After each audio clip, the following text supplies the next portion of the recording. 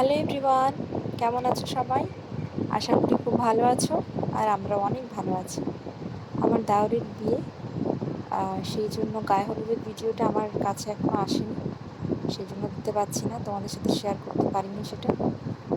গায়ে হলুদের পর দেখো এখানে আমাদের নিয়ম আছে যে একটা প্রতিষ্ঠা পুকুরে নিয়ে গিয়ে বরকে স্নান করাতে হবে। সেই জন্য দেখো এখানে স্নান করাতে নিয়ে এসেছি। আর 5 জন মহিলা দরকার, মানে 4 জন বিবাহিত আর 1 জন অবিবাহিত। এই যে দেখো, আর এই পুকুরের পুরো সাইডটা তোমাদের একবার দেখাই।